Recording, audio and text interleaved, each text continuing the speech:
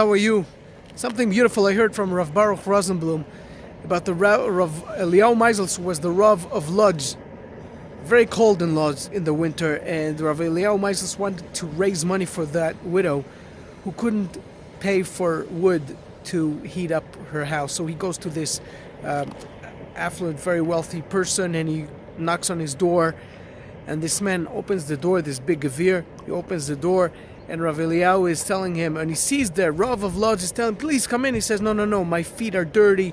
Please listen up. I have a beautiful word for you on the Parsha.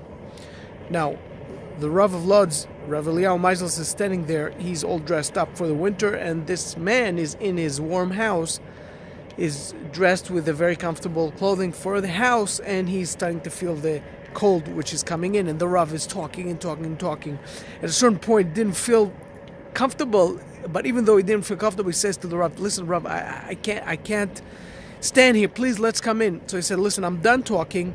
What I wanted is to raise money for this widow who can't heat up her house. So he says, why didn't you come in? We could discuss this here inside.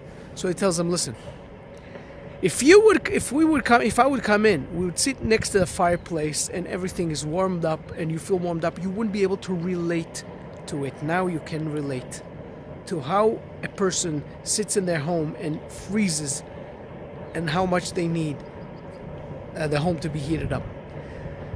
Says Rav Chaim Shmulevitz, says a very interesting thing. Why are we saying Parshat Mishpatim? Now we're talking about Eved Ivri. What's the big deal right now? Now Bnei Israel, they came out of Mitzrayim, they came out of Egypt, they were slaves, they can relate to it. They know how a slave feels. Go talk to them in 40 years, to their kids or whatever.